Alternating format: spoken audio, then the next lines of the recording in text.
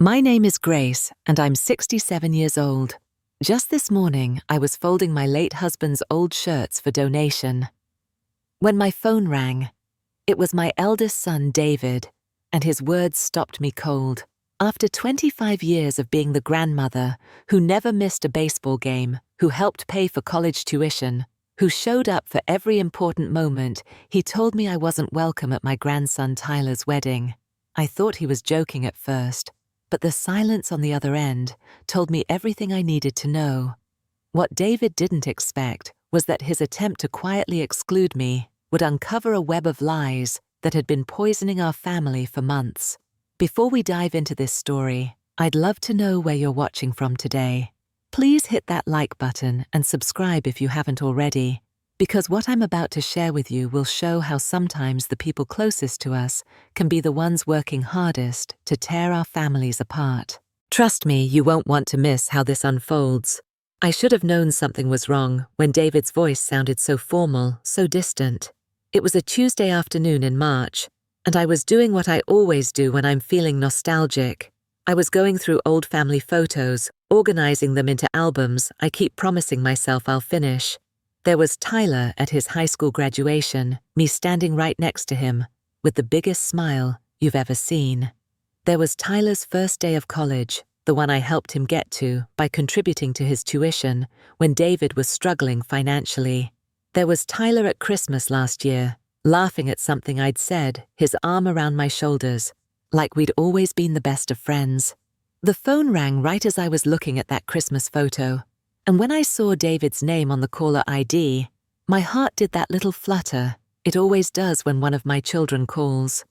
David and I have always been close. After his father died when David was just 17, I became both mother and father to him, to all my children. We weathered those tough years together, and I thought we'd built something unbreakable. "Hi, sweetheart," I said, setting down the photo. "How are you doing?" There was a pause longer than usual. "Mom, I need to talk to you about something." His tone made my stomach drop. It was the voice he used when he was about to deliver bad news, the same voice he'd used when he told me about his divorce years ago, or when he'd lost his job during the recession. "Is everything okay? Is Tyler all right?" "Tyler's fine, Mom. It's about the wedding." I felt relief wash over me. Tyler's wedding to Jennifer was still 3 months away, and I'd already bought my dress a lovely navy blue number with delicate lace sleeves. I'd been looking forward to it for weeks, planning what I'd say in my toast, imagining dancing with my grandson at his reception. "What about the wedding, honey?" Another pause. "Mom, you're not invited." The words hit me like a physical blow. I actually dropped the Christmas photo, and it fluttered to the floor, landing face down on the carpet. "I'm sorry, what did you say? You're not invited to Tyler's wedding. We've decided to keep things simple, and Jennifer's family has some preferences about the guest list." I sat down heavily in my armchair, the one where I'd rocked David to sleep when he was a baby, the one where I'd held Tyler on countless afternoons when David was working late shifts to make ends meet. "David, I don't understand. I'm Tyler's grandmother. I've been part of his life since the day he was born. I changed his diapers. I taught him to ride a bike. I was at every single one of his baseball games through high school." "I know, Mom, but this is what Tyler wants." Something in his voice told me he was lying, or at least not telling me the whole truth. David has never been a good liar. When he was 12 and broke my favorite vase, I could hear the guilt in his voice before he even confessed. "Tyler wants this. Tyler specifically said he doesn't want his grandmother at his wedding. It's complicated, Mom." "Then uncomplicate it for me, David. Explain to me how the grandson who calls me every Sunday, who comes over for dinner every few weeks, who just last month asked me for my pot roast recipe because he wanted to impress Jennifer, suddenly doesn't want me at the most important day of his life." David was quiet for so long I thought the call had dropped. "David, Mom, just accept it, okay? This is how it has to be. Accept it." As if 25 years of unconditional love and devotion was something I could just accept losing without a fight. "David, I need you to look me in the eye and tell me this is what you really want. Come over here right now and explain this to me face to face." I can't do that, Mom. My decision is final. Final. The word echoed in my mind long after David hung up the phone. I sat there in my living room surrounded by photo albums filled with memories of family gatherings, birthday parties, holidays, graduations. Every single major moment in Tyler's life, I was there. And now for the most important moment of all, I was being erased. I picked up the Christmas photo from the floor and studied Tyler's face. He looked genuinely happy in that picture, relaxed and content. Nothing about that young man suggested someone who would willingly exclude his grandmother from his wedding. Something was very, very wrong, and I intended to find out what. I didn't sleep that night. I kept replaying the conversation with David, looking for clues I might have missed. By 6 in the morning, I was pacing my kitchen, and by 7, I was dialing my daughter Sarah in Portland. Mom, it's early even for you. Is everything okay? Sarah has always been my most perceptive child. She can read my moods through the phone lines, a talent that served her well in her career as a social worker. I told her everything. David's call, the cold formality in his voice, the way he'd refused to give me any real explanation. Sarah listened without interrupting, but I could hear her getting angrier with every detail. "Wait a minute," Sarah said when I finished. "Did you say Jennifer's family has preferences about the guest list?" That's what David said. "Mom, I got a text from Tyler 3 weeks ago saying the wedding was going to be small and intimate family only. I assumed I wasn't invited because of the distance, but now I'm wondering if that was just another excuse." My blood ran cold. "You're not invited either." "Apparently not. And you know what, I just remembered something. Last time I was home for Christmas, Jennifer made some comment about your house being quaint. She said it in that tone, you know, like she was being polite but really meant something else entirely." I did remember that. Jennifer had toured my home like she was visiting a museum exhibit, touching things delicately, as if they might contaminate her perfectly manicured fingers. She'd called my kitchen retro and my furniture vintage, both delivered with a smile that never quite reached her eyes. "There's something else, Mom. I've been thinking about the last few family gatherings. Remember Thanksgiving, Jennifer kept making these little comments about some people not understanding modern etiquette, some people being stuck in the past.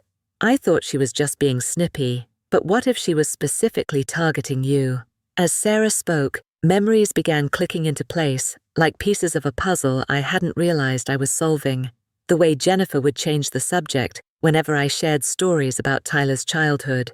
The way she'd check her phone whenever I spoke for more than a few minutes. The way she'd suggest alternative restaurants whenever I offered to host family dinners. "Sarah, I think Jennifer has been working on this for months, maybe longer." Working on what? Getting me out of Tyler's life. Think about it. When was the last time Tyler came over alone? It's always with Jennifer now, and she controls the entire visit.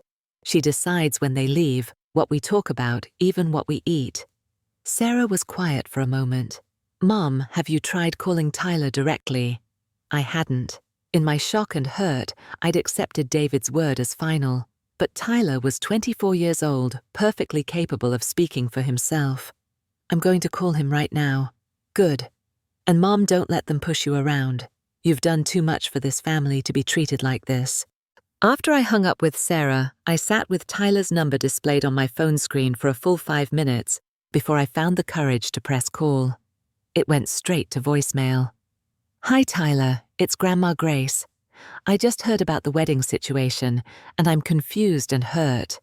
I love you so much, sweetie, and I just want to understand what's happening. Please call me back when you get a chance. I miss you." He didn't call back that day, or the next day, or the day after that. By Friday, I was a wreck. I'd cleaned my house twice, reorganized my entire pantry, and called Sarah 3 more times. That's when my neighbor Margaret knocked on my door with a casserole and a concerned expression. Margaret is 72 and has been married for 50 years. She's seen every kind of family drama you can imagine, and she has a way of cutting straight through nonsense to get to the truth. "Grace, you look terrible. What's going on?" I told her everything over coffee and her famous tuna casserole. Margaret listened with the patience of someone who's heard a lot of stories over the years, nodding in all the right places, making sympathetic sounds when appropriate. When I finished, Margaret set down her coffee cup and looked me straight in the eye. "Grace, honey, this has manipulation written all over it." "What do you mean by?" "I've seen this before with my own daughter-in-law. Some people come into families and they can't stand sharing the spotlight. They need to be the only important woman in their husband's life, and that means getting rid of the competition. But I'm his grandmother, not competition. To someone like Jennifer, any woman who has influence over her man is competition. And you, Grace, you have 24 years of influence. You're the woman who raised Tyler when his father couldn't, who was there for every scraped knee and broken heart. Jennifer can't compete with that history, so she's trying to erase it." Margaret's words hit me like a revelation. Suddenly, Jennifer's behavior made perfect sense. The subtle digs, the way she'd redirect Tyler's attention whenever he started reminiscing about his childhood, the gradual reduction in visits to my house. "So, what do I do?" Margaret smiled, and for the first time in days, I felt a spark of hope. "You fight back, dear, but you do it smart. You don't let her control the narrative anymore." That Saturday morning, I did something I'd never done before. I drove to Tyler's law firm without calling first. I'd always respected his work boundaries, but desperate times called for desperate measures. The law office of Harrison Blake and Associates occupied the third floor of a downtown building that had seen better days. I'd been there once before for Tyler's graduation party when he got promoted to senior paralegal. The receptionist recognized me and smiled warmly. "Mrs. Patterson, how nice to see you. Are you here to see Tyler? Is he available? Let me check." She picked up her phone, and I watched her face change as she spoke quietly into the receiver. When she hung up, her smile looked forced. "He'll be right out." Tyler appeared 2 minutes later, looking like he'd seen a ghost. He was wearing one of the ties I'd given him for his birthday, which gave me a small surge of hope. "Grandma Grace, what are you doing here? I wanted to talk to you. I've been calling." "I know. I'm sorry, I've just been really busy with the wedding planning and work." He couldn't quite meet my eyes, and his hands were fidgeting with his tie. These were Tyler's tells, the same nervous habits he'd had since he was 5 years old. "Tyler, can we sit down for a minute, please?" He glanced around the lobby nervously. "I guess we could talk here for a few minutes." We sat on a small sofa near the window. Tyler perched on the edge, like he was ready to bolt at any moment. "Tyler, I need you to help me understand something. Your father says you don't want me at your wedding." Tyler's face went pale. "It's not that simple, Grandma." "Then explain it to me. Because from where I'm sitting, it looks like the grandson who used to beg me to make my chocolate chip cookies every Sunday suddenly wants nothing to do with me. That's not true. I do want you there, but Jennifer says you've been making comments." My heart stopped. "What kind of comments?" Tyler looked even more uncomfortable. "She said you told her that you didn't think she was good enough for our family, that you thought she was too focused on money and status." I stared at him in complete shock. "Tyler, when did I supposedly say these things?" "I don't know exactly. Jennifer said it was during one of your conversations." "What conversations, Tyler? When was the last time Jennifer and I had a private conversation about anything, let alone about my feelings about your relationship?" Tyler opened his mouth to answer, then closed it. I watched him think, really think for the first time in this conversation. "I can't remember a specific time." "That's because it never happened, sweetie. I have never not once said anything negative about Jennifer to her or to anyone else. The only conversations I've had with Jennifer have been in your presence about things like dinner plans and weekend visits." Tyler was starting to look sick. "But she was so specific. She said you complained about the wedding being too expensive and that you criticized her mother for being showy." "Tyler, I don't even know how much your wedding costs, and I've met Jennifer's mother exactly twice, both times at restaurants. When would I have had the opportunity to criticize her for being showy?" I watched my grandson's world start to crumble as the lies became obvious.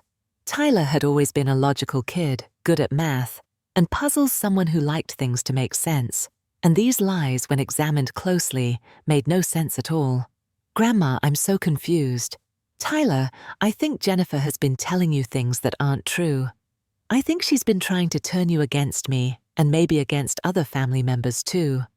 Tyler put his head in his hands. She said you were getting old and sometimes confused about what you'd said. The insult hit me like a slap, but it also confirmed what I'd suspected. Jennifer wasn't just excluding me. She was systematically destroying my credibility and my relationship with my grandson. Tyler, do I seem confused to you right now? He looked up at me with tears in his eyes. No, you seem exactly like yourself. Then I want you to do something for me. I want you to think really hard about every negative thing Jennifer has told you about me or about anyone else in our family. And I want you to ask yourself if you actually witnessed these things yourself, or if you're taking someone else's word for them. Tyler was quiet for a long time. When he finally spoke, his voice was barely a whisper. Can we have coffee tomorrow? Just you and me. I think I need to hear your side of all this. Of course, sweetheart. How about our old place? He managed a weak smile. Murphy's Diner, 2 o'clock. I'll be there. As I drove home, I felt something I hadn't felt in days, Hope. But I also felt a burning anger at what Jennifer had done to my family. Tomorrow, I would get my grandson back. But Jennifer's web of lies was about to come unraveled, and I had a feeling the truth was going to be more devastating than any of us imagined. Murphy's Diner had been our special place since Tyler was 8 years old. It was a little family restaurant with red vinyl booths and waitresses who called everyone on. After David started working double shifts to make ends meet following his divorce, I would pick Tyler up from school and bring him here for pie and hot chocolate while we waited for his dad to get home. Tyler was already there when I arrived, sitting in our usual booth by the window. He looked like he hadn't slept much, and there were dark circles under his eyes that reminded me painfully of his father at the same age. Hi, Grandma. Hi, sweetheart. I slid into the seat across from him, and Martha, our usual waitress, appeared immediately with coffee and a knowing smile. Well, look who's back. The usual for you both. Actually, just coffee for now, Martha. Thank you. When we were alone, Tyler and I just looked at each other for a moment. I could see him struggling with where to start. Tyler, you said Jennifer told you I made specific comments. Can you remember exactly when she said I made them? She said it was after the dinner at your house last month. I remembered that dinner clearly.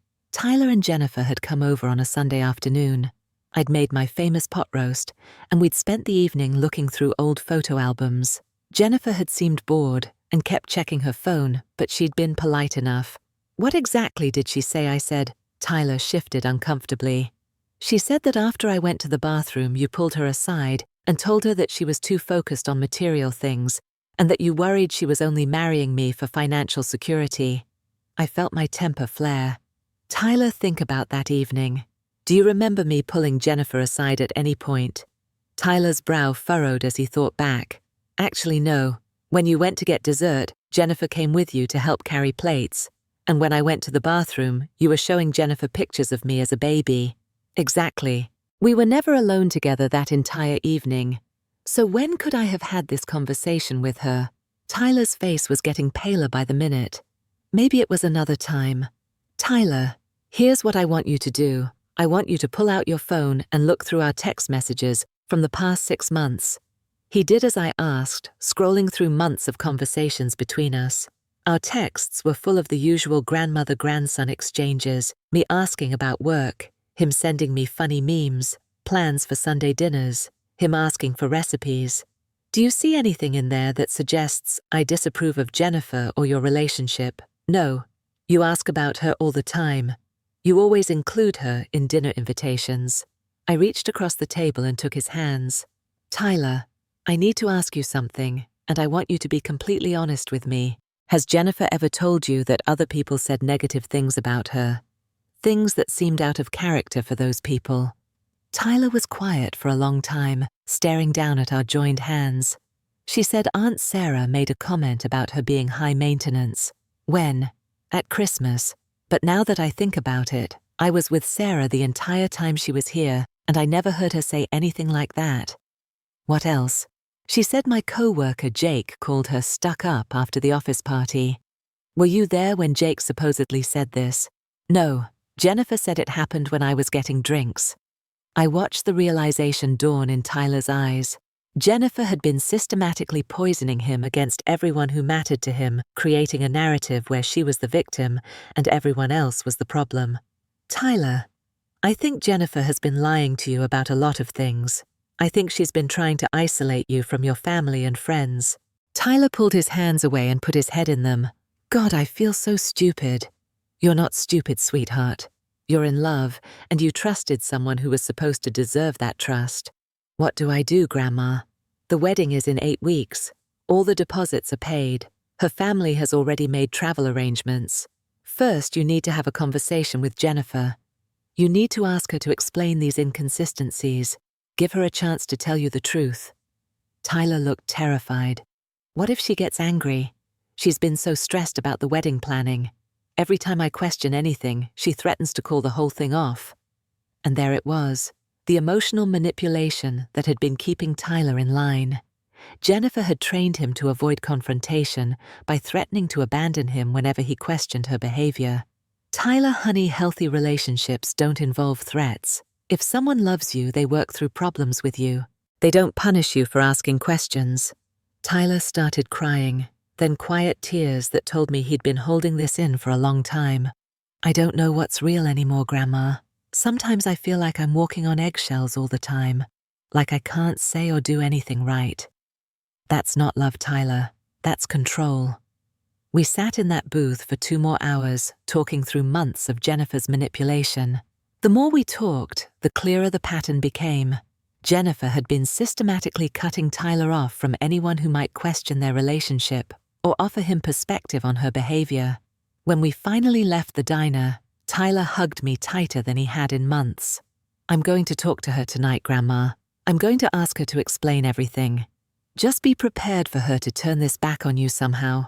People who manipulate others are very good at making themselves the victim. What if you're right about everything?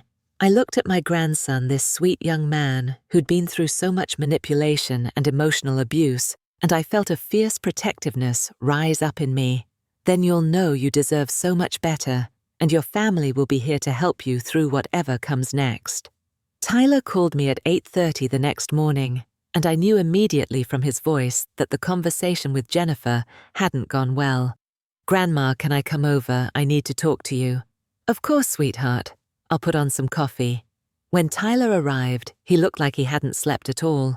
His hair was disheveled, his clothes wrinkled, and his eyes were red from crying. What happened? I confronted her about everything we talked about yesterday. At first, she denied saying any of those things. Then when I pressed her for details about when you supposedly made those comments, she got angry and accused me of not trusting her. I poured him coffee and sat down next to him on my couch. What did you say, Faye? I told her that I did trust her, but that I needed to understand why there were so many inconsistencies in her stories. I asked her to help me remember when these conversations happened, and Tyler's voice broke. She couldn't, Grandma. She couldn't give me a single specific detail about when or where you supposedly said these things. So I asked her directly, did you make these things up? What did she say? She exploded. She started screaming about how I was choosing my family over her, how she'd tried to protect me from your toxic influence, and how ungrateful I was for everything she'd done for me. I felt my heart break for him. Oh, Tyler. But then something happened that made everything clear. In the middle of her screaming, she said something that she probably didn't mean to say. Tyler took a shaky breath before continuing. She said, I never wanted your pathetic grandmother at our wedding anyway. She represents everything about your background that I'm trying to help you rise above. And then she said, do you think my friends want to sit next to some old school secretary who shops at thrift stores?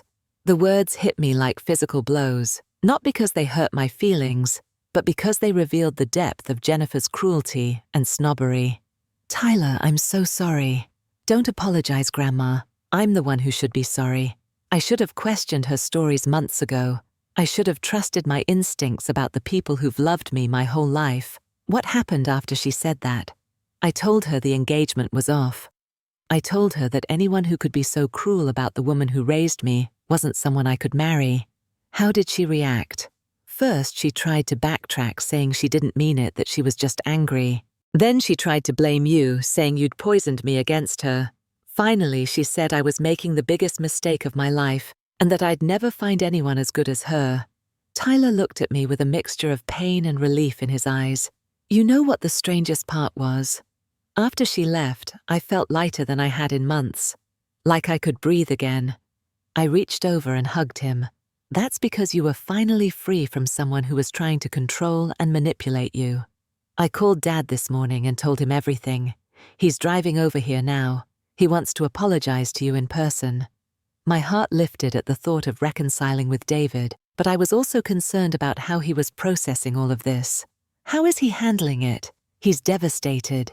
He said Jennifer had told him similar stories about you, that she'd convinced him you were becoming senile and saying inappropriate things. He said he thought he was protecting me by going along with excluding you from the wedding. Just then I heard David's car in my driveway. A few minutes later, my eldest son walked through my front door, looking like a man who'd been carrying the weight of the world on his shoulders. Mom, I am so sorry. David rarely cries, but there were tears in his eyes as he crossed the room and hugged me. I should have questioned her stories. I should have talked to you directly instead of just believing what she told me. David, you were trying to protect Tyler. I understand that. No, Mom. There's no excuse for what I did. Jennifer played me just like she played Tyler. She told me you'd been making comments about her family's money, about their lifestyle being excessive. She said you'd asked her why she needed such an expensive wedding when Tyler was just starting his career. I never said any of those things. I know that now. I should have known it then. You've never been judgmental about money or lifestyle choices. You've always supported our decisions, even when they weren't what you would have chosen for yourself. David sat down heavily in the chair across from us. Jennifer also told me you'd been asking Tyler strange questions about his finances, implying that maybe you were developing dementia. The accusation was so outrageous, it was almost funny. David, when have I ever asked intrusive questions about Tyler's finances? Never. And I should have realized that. But Jennifer was so convincing, and she seemed genuinely concerned about your mental state. She said she was worried about Tyler having to deal with a grandmother who was losing her faculties on top of wedding stress. Tyler spoke up from beside me. Dad, she did the same thing to me. She made me feel like I had to protect her from everyone, like everyone was against us. She played us against each other, David said. She isolated all of us by making each of us believe the others were saying terrible things. We spent the next hour piecing together the full scope of Jennifer's manipulation. She'd told David that Tyler was stressed about my behavior. She'd told Tyler that David was concerned about my mental state. She'd told both of them that Sarah had made critical comments about their family dynamics. Every story was designed to create distance and mistrust between family members who had always been close. The worst part, Tyler said, is that I can see now how she was training me to cut people out of my life. Every time someone didn't meet her standards or questioned anything about our relationship, she'd find a way to make them the problem. That's exactly what abusers do, I said gently.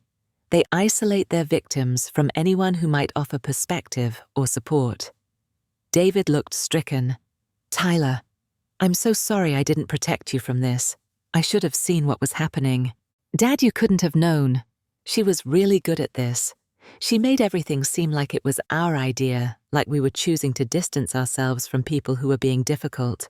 As we talked, Sarah called to check on how things were going. David answered and immediately put her on speaker. Sarah, I owe you an apology too. Jennifer told me you'd made some critical comments about Tyler's relationship, and instead of asking you about it directly, I just started limiting information about family events. What kind of comments? She said you'd told Tyler that Jennifer seemed high maintenance and that you were worried she was only interested in his potential earning capacity as a lawyer. Sarah's voice was incredulous. David, I've never had a private conversation with Tyler about Jennifer, and I'm not even sure what his earning potential is as a paralegal. I know that now. I'm sorry, Sarah. I let someone manipulate me into doubting my own family. We all did, Tyler said. Jennifer was really good at making us doubt our own perceptions and memories. Sarah's voice softened. Tyler, honey, are you okay? This must be so hard for you. I'm better now that I know the truth. It's going to take some time to process everything, but at least I'm not living in that fog of confusion anymore. We made plans for Sarah to drive down the following weekend for a family dinner, our first real family gathering in months. As we talked about mundane things, like what to cook and which movies we might watch, I felt our family starting to heal. 6 months have passed since that devastating phone call from David, and I'm amazed at how much our family has grown from this experience. Tyler is doing remarkably well. He's thrown himself into his work and started seeing a counselor to help him process the emotional manipulation he endured. He's learned to trust his instincts again and to recognize the signs of controlling behavior in relationships. David and I have never been closer. The experience taught him the importance of direct communication and not making assumptions based on second-hand information. He's become fiercely protective of our family bonds and more skeptical of anyone who tries to create division between us. Sarah visits more frequently now, making the 8-hour drive from Portland at least once a month. She says, watching Jennifer nearly destroy our family from a distance made her realize how precious and fragile family relationships can be. Tyler has started dating again, slowly and carefully. He brought someone home for Sunday dinner last month, a kind young teacher named Amy, who asked me questions about his childhood and laughed at my stories instead of trying to change the subject. She complimented my cooking and offered to help with dishes without being asked. Most importantly, she seemed genuinely interested in becoming part of our family rather than replacing it. The whole experience taught me valuable lessons about manipulation and emotional abuse that I wish I'd learned earlier in life. I've learned to watch for people who gradually try to isolate loved ones from their support systems. I've learned to be suspicious of anyone who creates drama and division wherever they go, always positioning themselves as the victim of other people's unreasonableness. I've learned that real love builds bridges between people. It doesn't burn them. Healthy relationships bring families together rather than tearing them apart. When someone truly loves your child or grandchild, they want to understand and connect with the people who shaped that person, not erase their history and influences. Most importantly, I've learned to trust my instincts when something feels wrong in family dynamics. For months, I knew something was off about the way our family interactions were changing, but I second-guessed myself because Jennifer's manipulations were so subtle and gradual. Tyler often tells me now that my refusal to quietly accept exclusion from his wedding saved him from making the biggest mistake of his life. He says he shudders to think what his life would have been like, married to someone who demanded he choose between his wife and his family, someone who was ashamed of his background and the people who loved him. I think about that sometimes, about how different things might have been if I'd just accepted David's pronouncement that I wasn't welcome at the wedding. Jennifer's plan might have worked. She might have successfully isolated Tyler from everyone who truly knew and loved him, leaving him vulnerable to years of emotional manipulation and control. But I didn't accept it quietly, and I'm so grateful I trusted my instincts to fight for my family. Sometimes the most loving thing you can do is refuse to enable someone else's toxic behavior, even when fighting back is uncomfortable and painful. The truth has a way of coming out eventually, but only if someone is brave enough to seek it and strong enough to accept it when they find it. Our family emerged from this crisis stronger and more connected than ever, but only because we were willing to have difficult conversations and confront uncomfortable truths. I want to leave you with this thought. If someone you love starts gradually pulling away from family and friends, if they begin making excuses for missing important events or changing long-standing traditions, pay attention. Ask questions. Don't assume they're just busy or going through a phase. Sometimes the people we love most need us to fight for them even when they don't realize they're in danger. True love doesn't require you to abandon the people who've supported you through life. True love doesn't demand that you be ashamed of your background or apologize for your family's way of life. True love celebrates where you came from and the people who helped make you who you are. I'd love to hear from you about this story.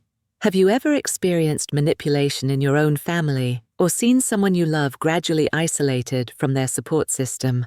How did you handle it? Please share your thoughts in the comments below, and don't forget to like this video if it resonated with you. Subscribe to hear more stories about family relationships and the strength we find when we choose love over fear. Share this video with someone who might need to hear that their instincts about family manipulation might be right, and that it's never too late to fight for the people you love. Thank you for listening to my story today. Remember that family bonds built on genuine love and respect can survive almost anything, but they're worth fighting to protect. I wish you all the courage to trust your instincts and the wisdom to recognize real love when you see it.